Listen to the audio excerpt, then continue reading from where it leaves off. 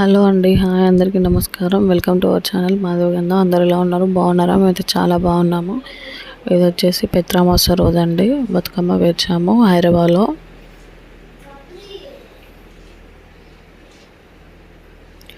చూడండి, కొన్ని అయితే ఫొటోస్ యాడ్ చేశాను. Photos and videos